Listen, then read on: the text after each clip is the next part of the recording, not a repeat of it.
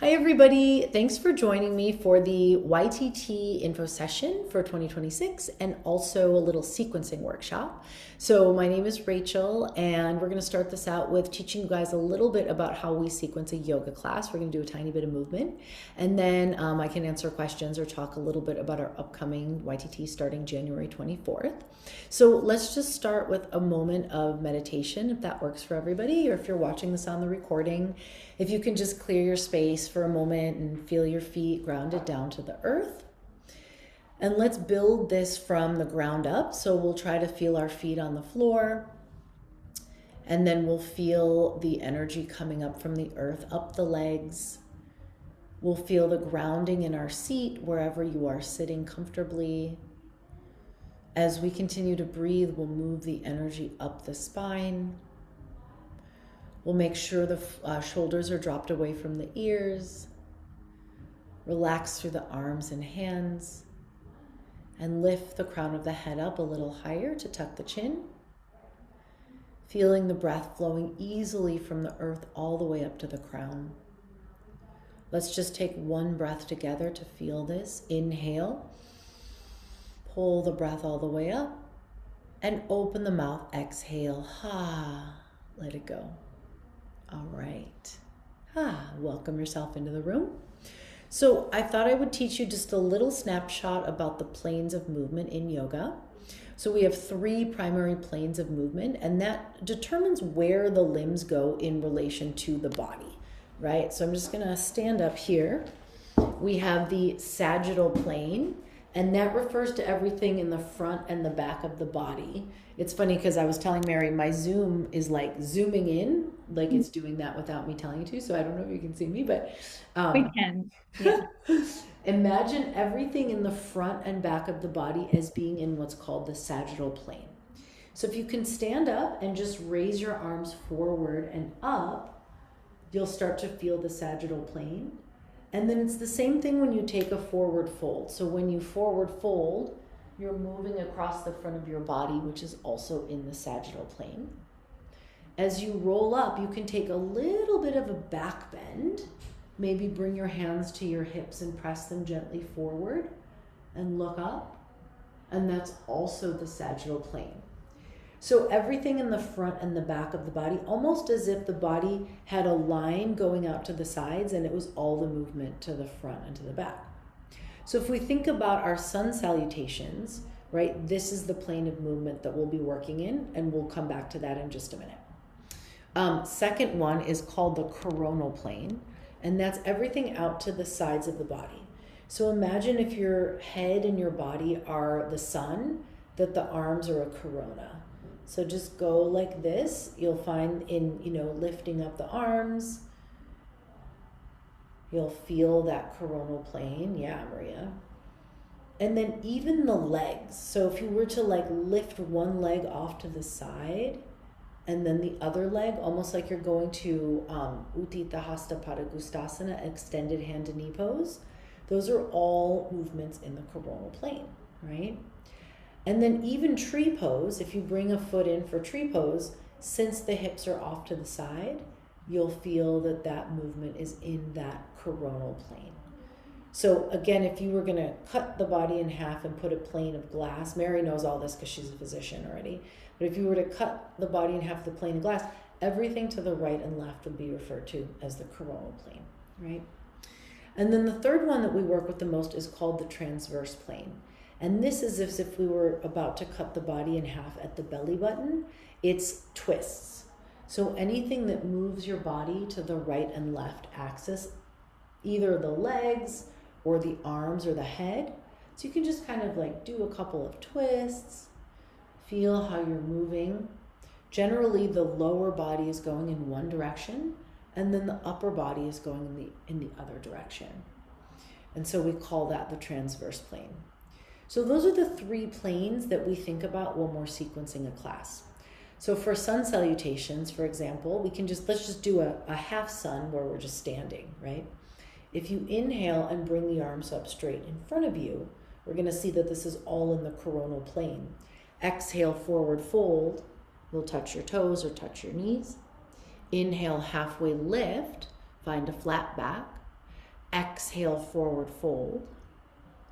Inhale, bring the arms forward all the way up to the sky.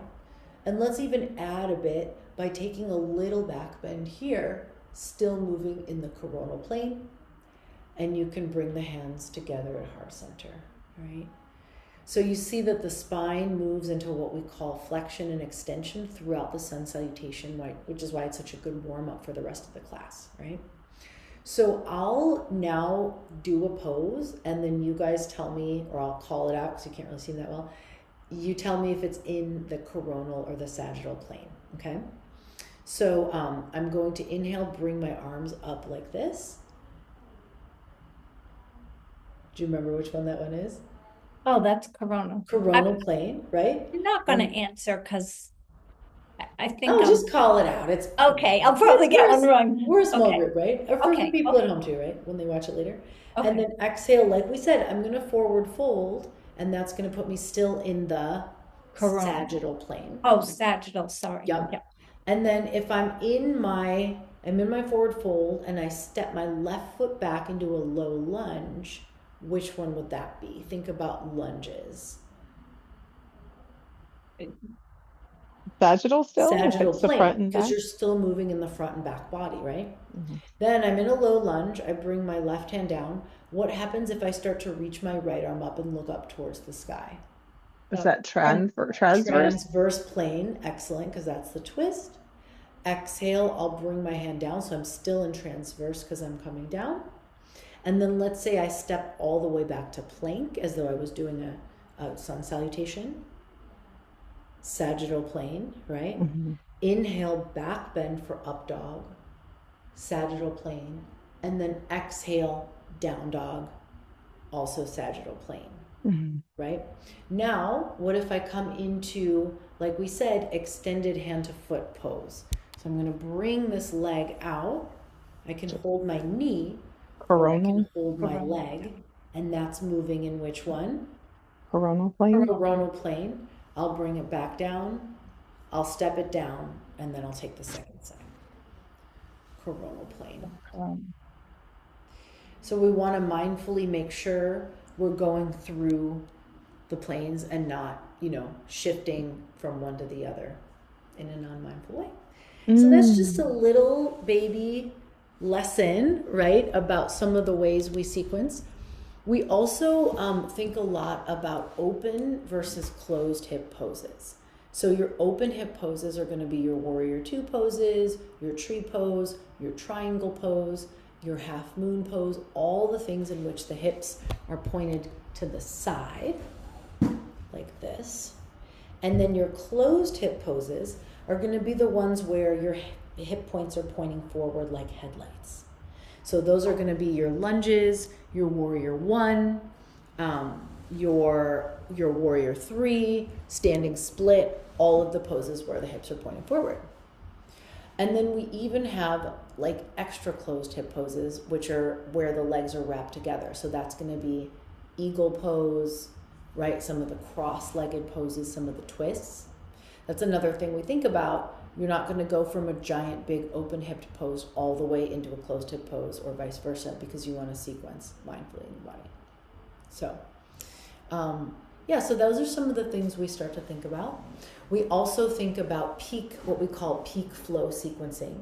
You might have noticed that as we go through a class, you don't just jump up into handstand at the beginning, right? You always want to open and stretch what needs to be open for the peak pose and strengthen what needs to be strengthened and closed for the peak pose. So for example, let's say my peak pose is half moon, which is like a pretty challenging pose, right? I may do triangle, I might do warrior two, I might do different open hip poses, and we'll teach you how to kind of put those together to make that peak, and then we'll do the opposite in what we call the integration to go down into your valley. So if you're doing Ardha Chandrasana, just as a question, would you do a whole bunch of like crunches and like things that bring your body in towards the midline before the peak pose? No, right? You'd want to do things that are lengthening and opening and stretching and also developing balance.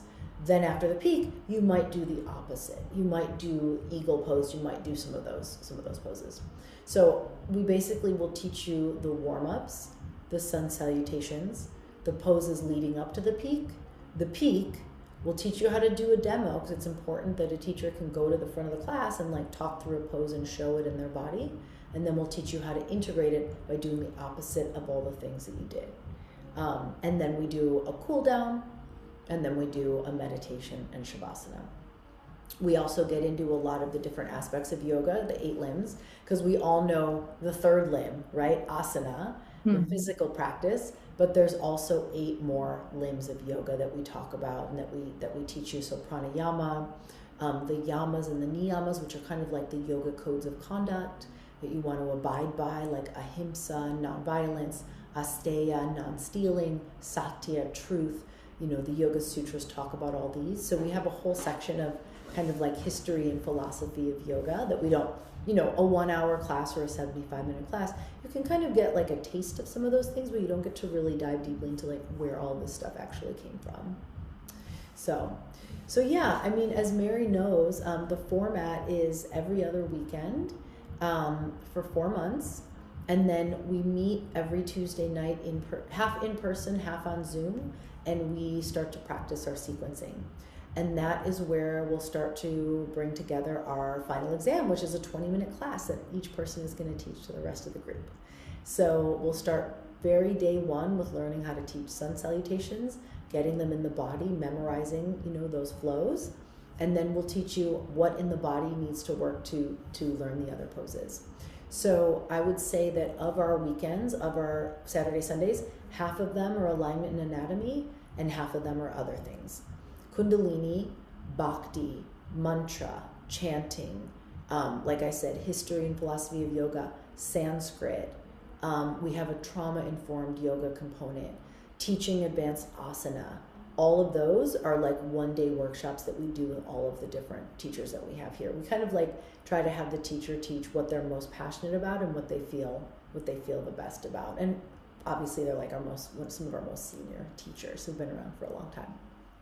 I forget, what are the hours on the weekend session? Yeah, 12 to 7 with a Okay. 1-hour lunch break. So it's generally 12 to 3, and then 3 to 4 is the lunch, and then from 4 to 7 would be the was like the evening session. And this seems to work really well for people. We used to do it really early in the morning, and it was hard. This way people can have their morning, you know, come in, have their like lunch, dinner break, and people get really close with each other. It's a small group, usually around 12 to 15 people, and you know, they go to lunch together, and it's pretty fun. So yeah, so that's every other weekend. Like I said, 1 weekend on, 1 weekend off. And then the Tuesday nights are 6:30 to 7:45 with me at our grand studio, and we get really specific with those sequencing things and how you build a class. Up leveling a pose, down leveling a pose, taking a pose, breaking it apart. How can you make it more therapeutic if someone's injured? How can you make this a pose for someone who has knee issues? How about for someone who's pregnant? We have a prenatal day, and then we also have a yoga now for longevity day, working with the most common injuries and as people are aging, what they're coming up against more. So it's a pretty like trauma-informed, well-rounded, you know, training. We have a workshop on creating a playlist, so we have some fun stuff in there too. But yeah, this is like our 9th, well, let's see, it's our 9th training, but our 8th year, because we did one in the summer. Every year gets a little bit different. We have an alignment and an anatomy manual that Whitney, who's our alignment and anatomy teacher, wrote and published herself, specifically for our training. So that's really unique. It's something you can't like buy. And then we also have a manual of all the other teachers who put together all of their handouts and things like that. So you'll have some really good materials to take, you know, away from the training for as you're starting to create your own classes, right? Your own teaching.